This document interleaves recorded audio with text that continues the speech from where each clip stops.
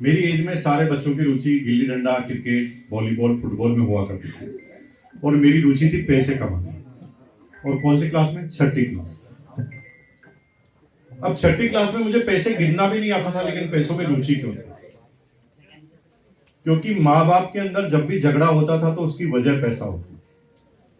मतलब पिताजी माताजी झगड़ा क्या करते थे? तुमने बजट बिगाड़ दिया, पैसे कम पड़ गए, अब ये पैसे कहां से आएंगे? पैसे पैसे पैसे पैसे। तो मैं छठी क्लास में सोच रहा था यार ये मुकेश कोठारी पैसा कमाना है, खूब सारा पैसा कमाना है। मेरे किसी भी सर्कल में एक भी बच्चा जब इस बारे में नहीं सोच रहा था, तब मैं पैसों के बारे में सोच रहा था। और छठी क्लास में मैंने सोच लिया कि पैसे कमाने। तो पैसे कमाने के दो तरीके मुझे पता लगे दुनिया के द्वारा, कि या तो नौकरी कर लो या बिजनेस कर लो। तो मेरे पास दो निर्णय है, नौकरी करना है कि बिजनेस करना है। तो फिर मोहल्ले का सर्वे किया तो मुझे क्या पता लगा कि जो भी नौकरी करते थे उनके पास साइकिल थी और जो बिजनेस करते थे उनके पास स्कूटर था। तो एक छोटे बच्चे के लिए ये काफी है। मैंने सोच लिया बचपन में ही कि करूंगा तो बिजनेस ही, करूंगा तो बिजनेस ही। अब बिजनेस करना है तो किस चीज का करना है? 90% लोग इसलिए नाकामयाब नहीं होते कि उनके अंदर दिमाग की कमी है। दिमाग की वजह से नाकामयाब नहीं होते, नाकामयाब होते हैं गलत चयन से। गलत चयन से अपने समय, स्थान और परिस्थिति के हिसाब से आपको बिजनेस का चयन करना पड़ता है। लेकिन हम लोगों की चकाचौंध में बिजनेस का चयन कर लेते हैं। जो हमारा कल्चर का काम नहीं है उस पर भी हम उसको चयन कर लेते हैं। मैं एग्जांपल देता हूं, क्लियर हो जाएगा। सन 2000 में मुकेश कोठारी और मेरे दोस्त दोनों ने डायरेक्ट सेलिंग कंपनी ज्वाइन की थी। मेरा दोस्त था, उसने भी डायरेक्ट सेलिंग कंपनी ज्वाइन की, मैंने भी ज्वाइन की। उसने एक कंपनी का चयन कैसे किया जो दुनिया की सबसे बड़ी कंपनी थी, जो दुनिया के 80 देशों में काम कर रही थी। 70,000 करोड़ जिसका टर्नओवर था, उस कंपनी को उसने ज्वाइन कर लिया। वो कंपनी बाहर की थी, अमेरिकन कंपनी थी। उसका टूथपेस्ट ही 400 रुपए का आता था। 400 रुपए का टूथपेस्ट आता था। तो उसने प्रोडक्ट पर ध्यान नहीं दिया, अपनी परिस्थिति, अपने समय, अपने स्थान, अपने दोस्तों पे ध्यान नहीं दिया, अपना सर्कल क्या उस पर ध्यान नहीं दिया। उसने कहा मैं दुनिया की सबसे बड़ी कंपनी कहूंगा। और हुआ ये कि वो शुरू में 2-4 बार तो जबरदस्ती किसी को टूथपेस्ट देकर आ गया, लेकिन उसके बाद उसके कोई ग्राहक ही नहीं बने, क्योंकि पूरे मोहल्ले में एक भी आदमी ऐसा नहीं था जो 400 रुपए का टूथपेस्ट खरीद ले। क्योंकि पूरे मोहल्ले में 400 रुपए पर डे सैलरी वाला आदमी नहीं था और ये टूथपेस्ट 400 का बेच रहा था। तो उसकी परिस्थिति, उसके सर्कल ने उसे नाकामयाब कर दिया। और मैंने बिजनेस चालू किया, एक ऐसी कंपनी जिसके पास कोई अनुभव नहीं था, लेकिन वो एक ऐसे बेसिक प्रोडक्ट को लेकर आई मार्केट में जिसको कपड़ा कहते थे। और कपड़ा हर व्यक्ति पहनता था और एक रीजनेबल प्राइस में लेकर आई थी। और मेरा बिजनेस तेज गति से चलने लगा, क्योंकि मेरे सर्कल के सारे लोग कपड़ा पहनते थे। और आपके तो मैंने एक ऐसा बिजनेस का चयन किया जो सब लोग करते थे और करना मजबूरी था। मेरा बिजनेस चल पड़ा। मेरे भाई, चयन आपको करना पड़ेगा, आपकी परिस्थिति, आपके समय के हिसाब से। तो बिजनेस क्या करूं? मैं अपने परम मित्र के पास गया और मैंने उससे पूछा, परम मित्र कौन है? पहले इसे समझ लीजिए। परम मित्र होता है हमारा अपना दिमाग, लेकिन हम परम मित्र समझते हैं पड़ोसी को। पड़ोसी किसी और का भी दोस्त हो सकता है, लेकिन आपका दिमाग आपके अलावा किसी का दोस्त नहीं होता। आपका दिमाग पड़ोसी के लिए काम नहीं कर सकता। और मजे की बात है, आपके दिमाग के पास अपना दिमाग भी नहीं होता, वो केवल आप ही का दिमाग। और मजे की बात है, इससे जो कहो वही करता है। ये एक्स्ट्रा ऑर्डिनरी कोई अलग से काम नहीं करता, इसको जो कमांड देते हैं वही करता है। एग्जाम्पल देता हूं, क्लियर हो जाएगा। जैसे आपने बिजनेस किया, बिजनेस में लॉस हो गए, आप दिवालिया हो गए। अब सब लोग पैसा मांगते हैं आपसे, तो आप क्या करते हैं? पैसा मांगने से इतने परेशान हैं कि आप रात को लेट घर पर आते हैं, सुबह जल्दी निकल जाते हैं ताकि किसी को नजर ना आए। एक दिन आप रात को 1 बजे आकर सोए, नींद इतनी तेज लगी कि सुबह 7 बजे खुली, जाना 5 बजे था, लेकिन नींद 7 बजे खुली घंटे की आवाज से, टिंग टॉन्ग। जब घंटे की आवाज देखी तो आपने थोड़ा सा खिड़की को धीरे से खोला और देखा तो लाला पैसे मांगने के लिए आया।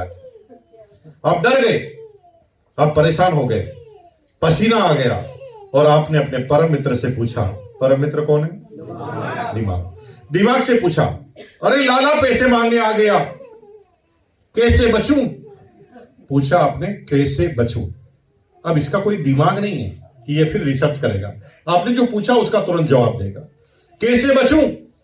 तो इसने कहा भाग जा। आप जो पूछोगे वही तो जवाब देगा। आपने कहा कैसे बचूं? इसने कहा भाग जा। अरे कैसे भागूं? गेट पे तो लाला है। ये कहता खिड़की से भाग जा। अरे खिड़की से कैसे भागूं? फर्स्ट फ्लोर पे हूं। वो कहे बीबी की साड़ी बांध के भाग जा। ये आगे से आगे जवाब देता है। ये सोचता नहीं, ये वही बोलता है जो इससे पूछते हो। तुमने प्रश्न ही उल्टा पुल्टा पूछा, कैसे बचूं। तुमने ये पूछा होता ये मैं कब तक बचूंगा, ऐसी जिल्लत भरी जिंदगी कब तक जीऊंगा। मैं ऐसी जिंदगी नहीं जीना चाहता। मैं व्हाइट कॉलर की जिंदगी जीना चाहता हूं, सिर को खड़ा करके जिंदगी जीना चाहता हूं। बोल क्या करूं? तो फिर ये तुम्हें अलग राय देता। ये फिर कहता कि भाई अगर तूने बिजनेस में लॉस किया है, तेरे से गलती हुई है, लोगों का पैसा डूबा है, लोगों को हताहत किया है, तो लोगों की तुझे सुनना पड़ेगा। जा उसके गुस्से को सहन कर, वो गाली बके तो सुन, उसके सामने गर्दन झुका और धीरे और प्यार से पूरी बात सुनने के बाद उसे कहना, लाला जी मुझे पता है कि मेरा लॉस हुआ है, मुझे लॉस हुआ है, लेकिन मैं बेईमान आदमी नहीं हूं। मैं एक एक पैसा वापस आपका चुका सकता हूं। गलत समय के धार में मैं फंस गया हूं। थोड़ा मुझे समय दोगे, थोड़ा सा पैसा और उधार दोगे, तो फिर मैं एक नया बिजनेस करूंगा और मैं तुम्हारा एक एक पैसा वापस लौटा दूंगा। हेलो।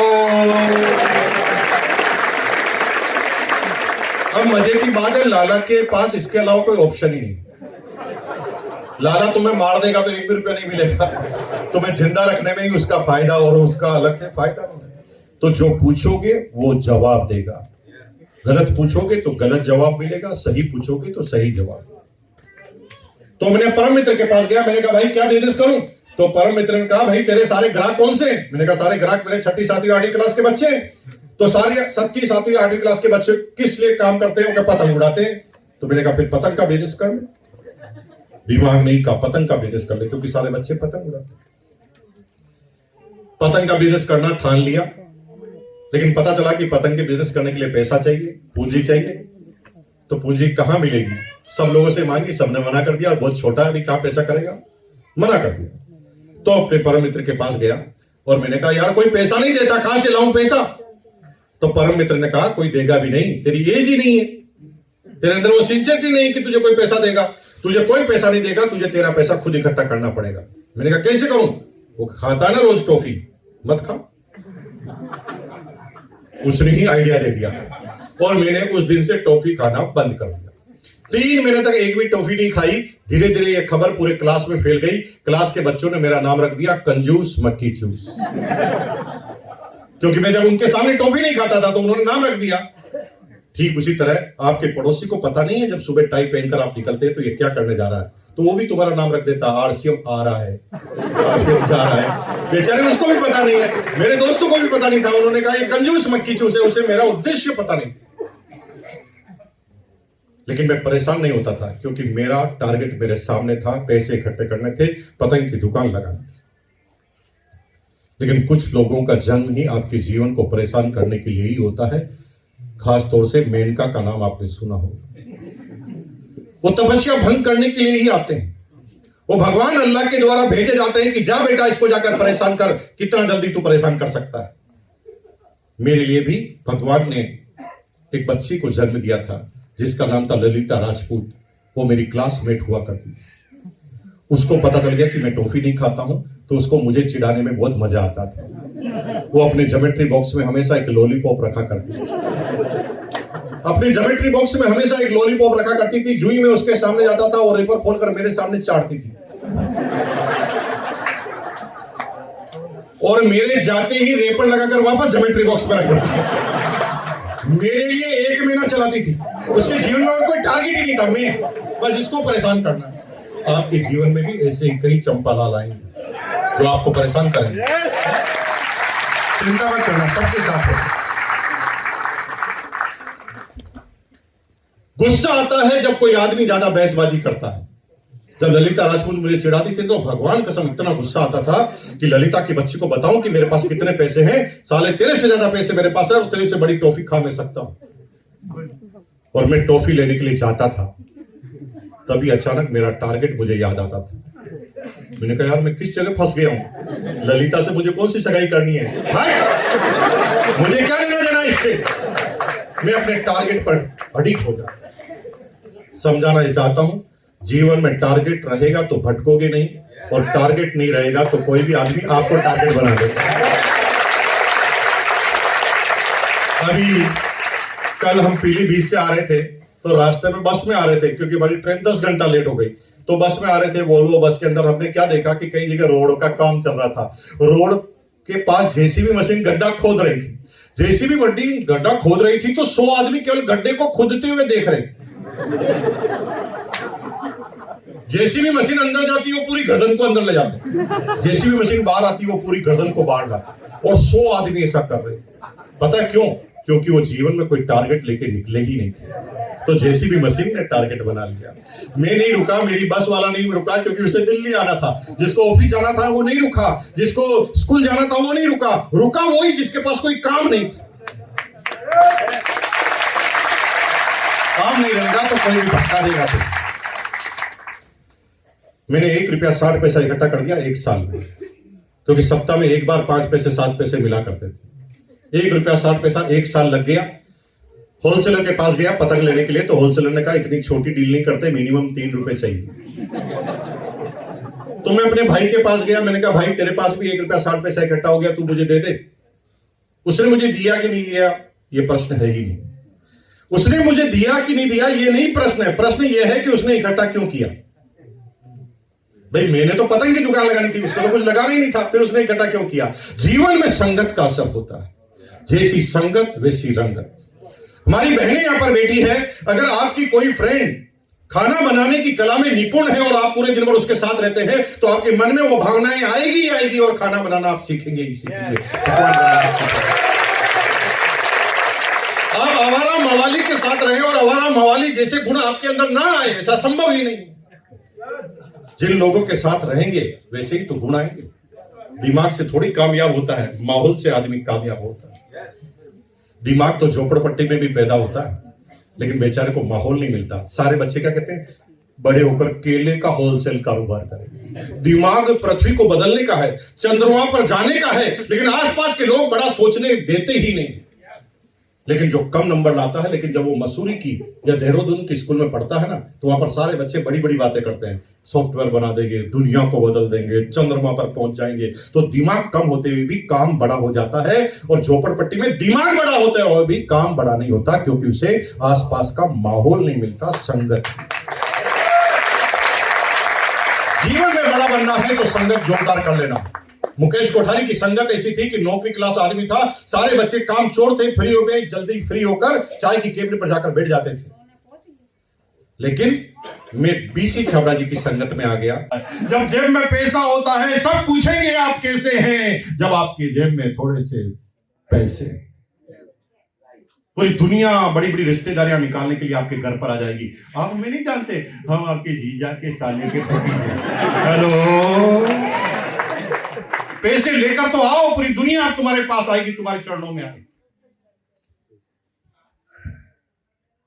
खैर, पढ़ाई लिखाई में रुचि नहीं थी, फिर भी हर साल पास होते थे, क्योंकि पास होने की हमारे पास एक नायाब टेक्नोलॉजी, कॉपी करने के हम बचपन से माहिर खिलाड़ी। इतने माहिर खिलाड़ी थे, हमारा शुरू से मानना था कि क्लास के सारे बच्चे पढ़ते तो हमें पढ़ने की क्या जरूरत है। जब वो कर रहे तो हमें कर, एक बार पहिए का आविष्कार हो गया तो बार बार करके करोगे क्या। जब वो बच्चा पढ़ रहा है तो हम उसी से पूछ लेंगे क्या पढ़ा है तू। लेकिन बच्चे हमें बताएंगे क्यों, बच्चे हमें बताएंगे क्या। तो हम क्या करते थे, पहले ही तैयारी करते थे, पहले ही क्लास के होशियार बच्चों की लिस्ट बनाते थे। जीवन में टारगेट कभी भी हमने बनाए और पूरे हमेशा इसलिए हुए क्योंकि हम टारगेट को पूरा करना जानते थे। बिना टारगेट को, बिना प्लानिंग के कभी टारगेट लेते ही नहीं थे। सारे बच्चे जब पढ़ते थे तो हम लिस्ट बनाते थे कि कौन कौन पढ़ते हैं, और होशियार बच्चों की लिस्ट बनाते थे। अब होशियार बच्चे हमें तो बताएंगे नहीं, तो हम सारे पहलवानों से दोस्ती क्यों किए थे। सारे पहलवानों को हम उनके घर पर ले जाते और उनको परिचय देते। ये है मोहन, इसने पिछले साल किसी का जबड़ा तोड़ा था। ये है सोहन, इसने टांगे तोड़ ली थी। और फिर उसको कहते थे भाई यार डरो मत, आपको मारने थोड़ी आए हैं, हमें पता है आप तो हमारी एग्जाम में मदद करोगे। वो कहा मदद करेंगे, साला एग्जाम ही नहीं देंगे, पहले तेरे को दिलाएंगे। तो मदद की बात कर रहा, टांग कौन तोड़ाएगा। और मजे की बात है, एग्जाम होता था ना, एग्जाम होता था तो जिससे हम कॉपी करते थे उससे भी ज्यादा नंबर हमारे आते थे। अब कुछ लोग कह रहे हैं भाई साहब पढ़े लिखे लोगों को मिर्ची लग गई। वो कहते हैं यार भाई साहब इतना तो मत फेंको यार। ये ठीक है, मान लिया मुकेश कोठारी होगा, कमाया होगा, तेरे को सब सम्मान कर रहा होगा, लेकिन फेंकने की तो हद कर यार भाई। ऐसा कैसे संभव है कि जिससे कॉपी करेगा उससे तेरे नंबर ज्यादा आएंगे? अरे भाई यही गलती तुम बार बार कर रहे हो, यही गलती तुम्हारे दादाजी ने की थी। तुम्हारे दादाजी के पास एक आदमी आया था, उसने कहा लंदन में मैच होगा, फरीदाबाद में दिखाऊंगा, तो तुम्हारे दादाजी भी हंस पड़े। पागल हो गया क्या, इतनी बड़ी क्या दूरबीन बनाएगा? काश तुम्हारे दादाजी ने पूछा होता किस टेक्नोलॉजी से बताएगा, और वो टेक्नोलॉजी उस समय उनके हाथ लगी होती तो भिलवाड़ा के सबसे टॉपेस्ट व्यक्तियों में से एक होते मैकेनिकल।